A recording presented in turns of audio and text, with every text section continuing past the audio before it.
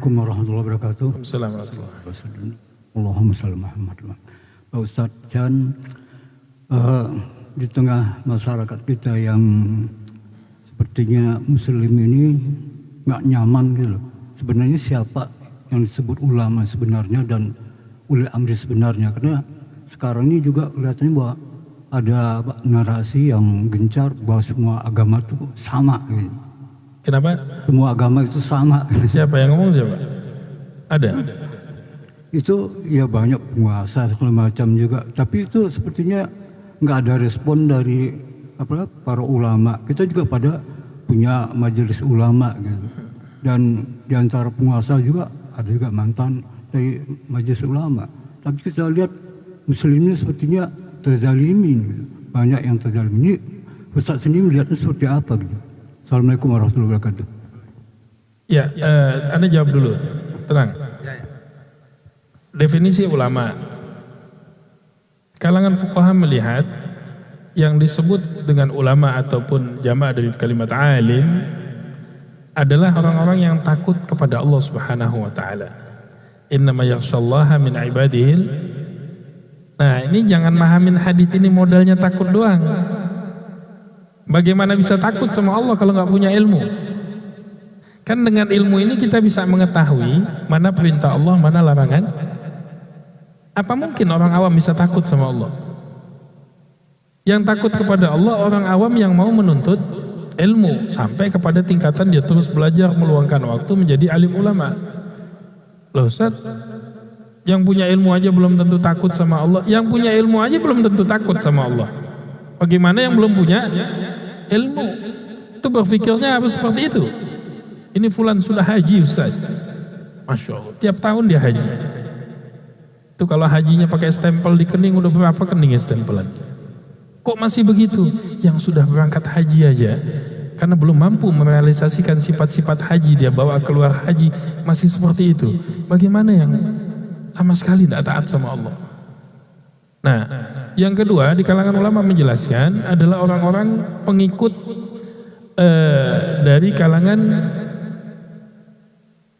4 madhab yang mu'tabarah di kalangan ahlu sunnah wal jamaah. Dia mungkin di dalam salah satu madhab tersebut dan menguasai dengan baik akidahnya ahlu sunnah wal jamaah, baik daripada akidahnya Imam Abu Hasan Asy'ari atau Abu Mansur Al-Maturidiyah. Ini kalau dulu, ini ulama-ulama termasuk ulama-ulama yang memperjuangkan manhajnya ahlu sunnah wal jamaah. Dia dari generasi pertama sahabat dan Rasulullah, para tabi'in, tabi'in. Nah, di generasi ke-6, ke-7, ke-8, karena mulai disusunnya basic keilmuan, ditulis, dirangkum oleh para santrinya, disinilah muncul kriteria ulama adalah orang-orang yang memahami syariatul Islam. Sampai Syekh Bahauddin mengeluarkan istilah, tidak boleh seorang menjadi mursyid dalam tarekat sampai dia betul-betul memahami syariat Islam dengan baik dan benar. Mana yang halal, mana yang haram, belajar untuk bisa memahami bahasa Arab yang baik dan benar.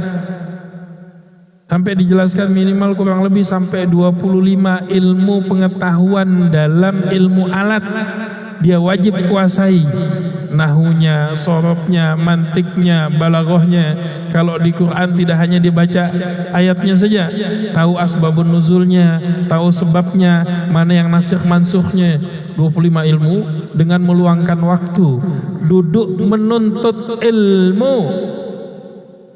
Itu pun juga belum tentu jadi ulama, Pak. Kalau bahasa kita di Banten, Pak, ditanya misalnya, Ustaz mondok berapa tahun?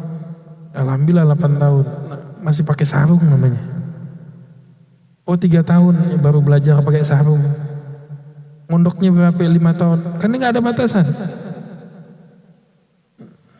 Ya ini yang lucu, cuman ngambil S1, belajar 4 tahun, terus pulang mau jadi mufti begitu.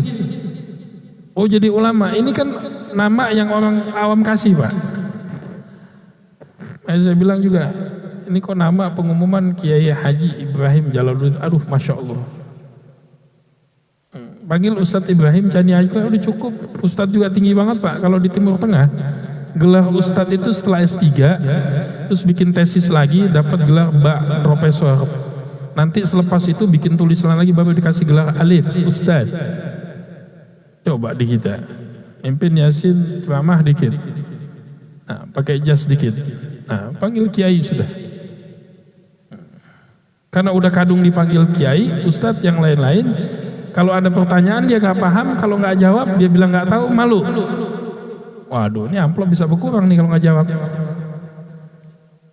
Padahal kata Imam Nawawi, kalimat kata-kata saya tidak tahu menandakan separuh agama seseorang. Dulu Imam Malik ditanya hampir 20 pertanyaan, cuman 4 atau 5 yang beliau bisa jawab. 16-nya beliau bilang apa? Nanti datang lagi besok, saya cari dulu. Ini kata Abdullah bin Mas'ud, orang kalau setiap ditanya dia tahu, ini majnun, orang gila Pak. Nah, ini ulama dalam kacamata perspektif Ahlus Sunnah wal Jamaah, baik dari fikihnya yang lain-lain, dia menguasai salah satu daripada fikih 4 madhab yang mu'tabarah, baik fikih Syafi'i ataupun Maliki, Hanafi ataupun Hambali, dan dia menguasai tidak hanya fikih, akidahnya Ahlus Sunnah wal Jamaah dan seluruh bidang di dalam syariatul Islam. Jadi kalau zaman dulu nggak ada spesialisasi Pak, ini ustadz ahlinya fikih saja, tidak. Yang namanya seorang alim, ulama, dia menguasai semua bidang keilmuan dalam syariatul Islam. Tapi kemampuan lebihnya mungkin dalam tafsirnya, kemampuan lebihnya dalam haditsnya. Nah, jenjang-jenjang pendidikan ini sebetulnya bukan tahapan untuk mencetak seseorang jadi ulama, tapi minimal sebuah metode untuk menjadi jembatan awal proses seseorang itu menjadi seorang alim. Al-Imam Syafi'i, Imam Syafi'i ulama bukan Pak? Dedengkotnya ulama. Lahirnya Masya Allah 7 tahun sudah hafal Quran, sudah hafal Muwatta'nya Imam Malik, 15 tahun sudah menjadi mufti di Madinatul Munawwarah. Nah, namanya ulama ini dari kecil Pak. Kalau kayak kita bagaimana? Kita ini bukan ulama baru. Kemudian mengenai masalah pluralisme nggak sesuai, bahkan dengan Pancasila bertentangan. Kalau dibilang semua agama sama dan ulama membiarkan, nggak ada ulama yang membiarkan. Jangankan ulama Pak, kita mengatakan pluralisme ini diperbolehkan, semua agama ini sama. Kalau seorang muslim dia telah murtad keluar daripada agama Allah. Inna dina indallahil udah. Jadi tasamuh, toleransi, semua ada batasannya. Kan jelas, lakum dinukum waliyadin. Jelas. Kalau ditanya mana agama yang paling benar menurut Ustaz, nggak ada lagi kecuali Islam. Dia juga ngomong begitu Pak, tempat ibadahnya Pak, momen buka-bukaan kita buka semua nanti kan, sama. Jadi dia nggak pakai pluralisme, dia suruh kita pluralisme. Oh nggak bisa, akhi. Semua dia meyakini kebenaran yang hak hanya milik mereka. Itulah din. Dan kita meyakini tidak ada agama yang benar. Kalau dibilang paling benar artinya dia benar, kita paling. Salah lagi jawabnya. Tidak ada. Kecuali dinul Islam. Maka Ibrahim Yahudian wala Nasranian walakin kana hanifan muslimah.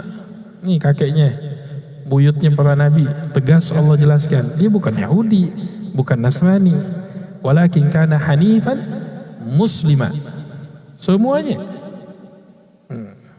Mau cerita apa? Yahud, wan Nasara, semuanya dijelaskan. Maka itu apa? Cucunya kualat. Maka disebut ghairil maghdubi alaihim waladdallin. Jelas.